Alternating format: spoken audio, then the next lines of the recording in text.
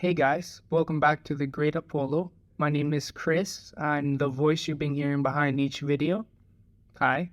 I just decided to make a video for my review of The Flash. So I'll be watching the movie in around 5 hours. So hopefully it's going to be great. And I've been waiting a long time for this movie. It's been almost 10 years since it was announced back in 2014. And I've been expecting this movie since 2018, so I've been waiting a long time for it. So, yeah, hopefully it'll be great. And Hank, are you excited for the Flash movie? Are you expecting it to be better than Guardians of the Galaxy 3? Or Well, I don't think so. It'll be better than Guardians 3, but it'll be better than last few DC projects, to name few, Shazam and Black Adam.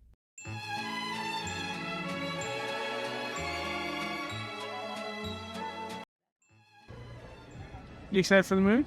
Oh, I'm so excited for the movie. It's gonna be so fun. It's going to be so fun. It's going to be amazing. 3 hours later. By the way, we'll be talking a little bit of spoilers in this video, so if you haven't seen the movie, please come back once you've watched it. Alright, so I'm back at home now, and I watched the film, and I loved it. It is my favorite movie from the DCEU. I would say it's a perfect payoff to as what Zack Snyder created with the previous movies, and especially on the ending, I think it closes off this phase of DC characters. So the plot of this movie is basically Back to the Future. It's very similar to Back to the Future. So Barry lost his mother as a kid, so he basically goes back in time to change that event, and in doing so, he creates a different timeline. I want to talk about a few things I liked in the movies, that I loved in the movie, and I want to talk about a couple things I personally did not like. So the first thing I loved was the performance of Ezra Miller. I know they've been in multiple controversies in the past few months, but regardless of that, performance as both our current version of Barry and our younger version of Barry was phenomenal. I couldn't tell that they were one person playing two different roles. The way they play the younger version of Barry, a much more annoying version of Barry, much more inexperienced version. It was great. So in previous movies, the Flash was kind of a side character, just a supporting role. So I wasn't sure if Ezra Miller would be able to pull off playing the lead, but they did an excellent job at playing both versions of Barry. I think by adding another younger version that's more annoying to play back or bounce off the current version that's more serious, had more experience as a Flash, I think that's what makes it great. So I loved their performance. I also loved Michael Keaton as Batman. I remember as a kid watching the Batman films. Obviously, it was released decades before I was born, but I remember watching it in a DVD player. I remember for Christmas, actually, I got a collection of the Michael Keaton Batman, the George Clooney Batman. I basically got all the previous collections of the Batman movies before Christopher Nolan's Batmans. And I remember watching that as a kid, as well as Batman vs. Robin, which most people hate, but as a kid, I loved that film. And I loved seeing Michael Keaton as Batman, especially with the Danny Elfman theme in the background. Oof, that was perfect for me.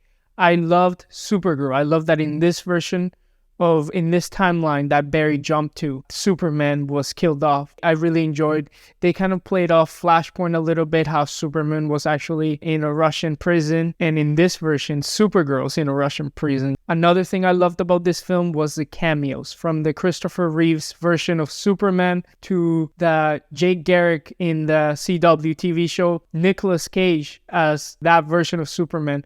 For a lot of people who don't know, this goes back to the 90s. Tim Burton was going to make a Superman movie, and it was written off in the third act of the film. Superman would be fighting a spider. So in this movie, we have a cameo of Nicolas Cage. So this version that was going to be made by Tim Burton was going to be played off by Nicolas Cage. But I still did not like the way the CGI was rendered. I still love the way it was designed in a Coliseum type way.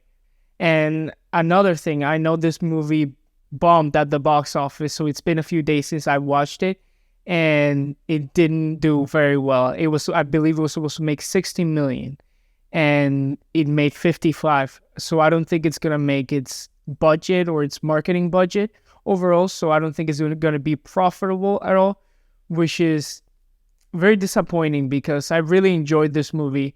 And for me, it's my personal favorite in the DCEU. So to see that not many people came back to watch it was not the most exciting thing to hear. Those are basically my thoughts about the film. Let me know if you want me to do more of these types of reviews or types of vlogs. And let me know what you think of this movie down in the comments section. All right? Thank you so much. Bye. You don't think it's going to be better than Guardians 3? No, Guardians 3, like, they have a legacy, right? They have a trilogy working for them.